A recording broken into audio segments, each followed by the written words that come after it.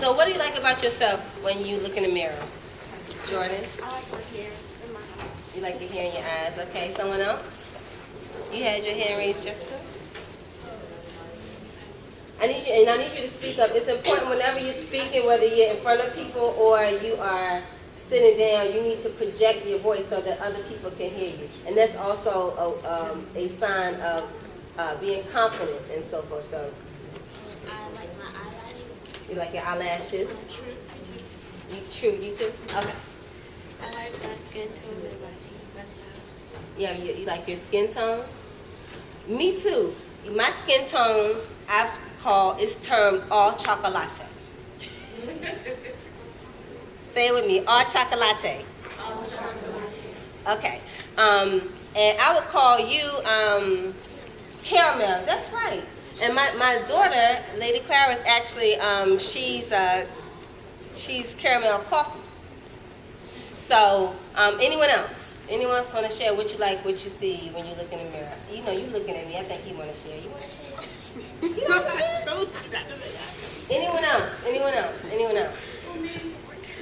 Okay, we see. I love my freckles. You love your freckles. Oh, I love that. You know what? Miss Natisha actually went to school with me. We started out in middle school.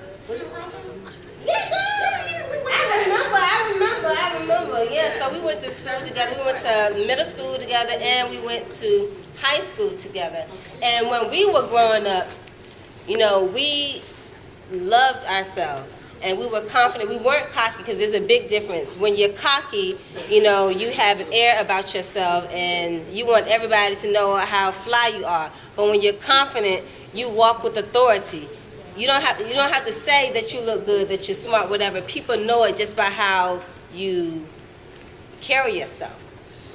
When I grew up, I used to love looking at myself in the mirror. But I was in the house when I did it. I love looking at myself. My mother used to say that I had a Kool-Aid smile, because when I smile, you saw all of my teeth. So thankfully, I have good teeth. I have okay teeth, too? They're right? Okay. So, with a little lipstick, though. So I love my smile, I love my complexion, but deeper than that, I love the fact that I have a high self-esteem. Does anybody know what high self-esteem means?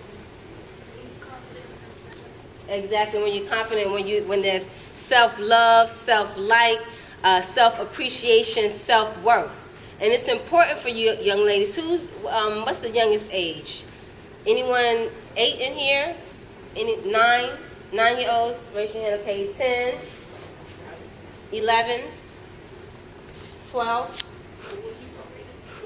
and 13. Okay, so 2, 3, 13-year-olds. Okay, so between the ages of 8, 9 to 13 is very important that you develop, have, and keep a strong self-esteem about yourself.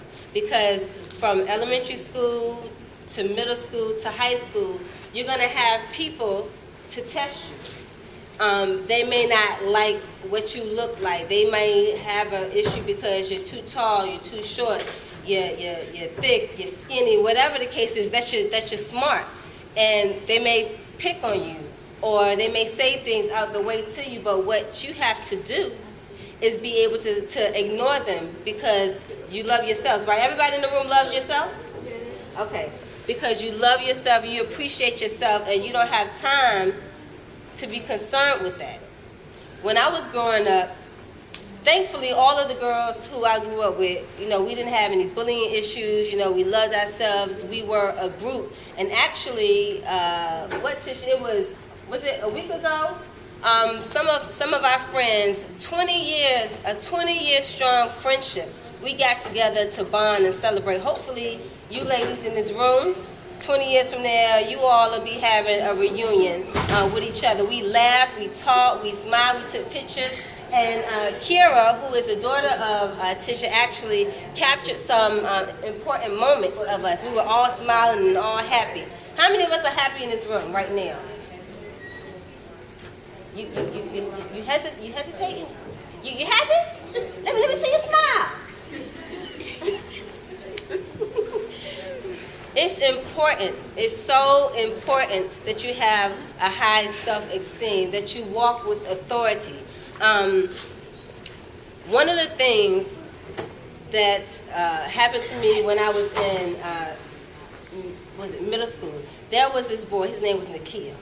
And for some reason, and my first name is Feona, and there was a wrestler back in the day, and he used to joke me. But because I had such a high self-esteem, what he said didn't matter. And years later, I kind of realized that, you know what, when people pick on you and say things, sometimes it's because they like you, but they don't know how to express it. They don't know how to say, you know what, you're a really nice person. You're very smart.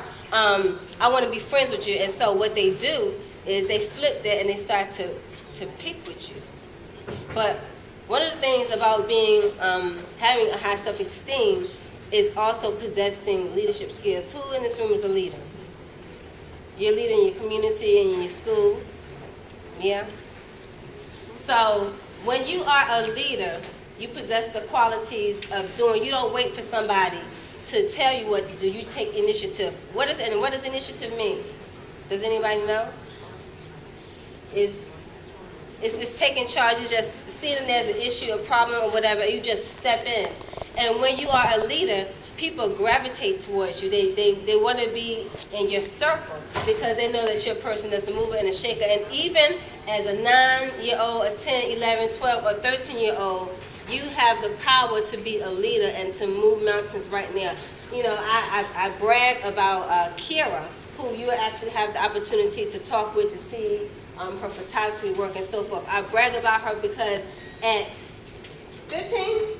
Yes. At 15 years old, she is such an incredible leader. You all, when you get a chance to talk to her, you're going to see just what she's able to do. The fact that she takes initiative.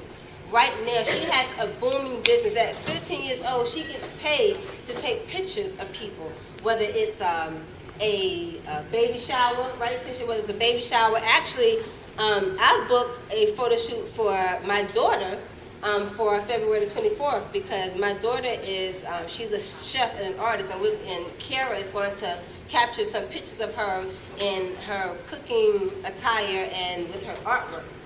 And because she has such a high self-esteem and is comfortable in the skin that she's in, she's able to walk, and you notice her when you walk into a room. You don't have to wonder who she is. You know that she's somebody because you just kind of feel it. And what you have to do is you have to feel it. You have to feel it from within. And when you feel good inside, then it perpetuates outside. People, again, they want to be around you. They want to know who you are. They want to talk to you. So what I want you all to do today, from now and going forward, I want you to speak up, speak out, speak clearly, enunciate. Let people know that you're here, that you're in the building. You know, to be shy, you know, everybody has their shy moments, but I need you all to walk in authority. I need your self-esteem. The fact we all agree that we love ourselves.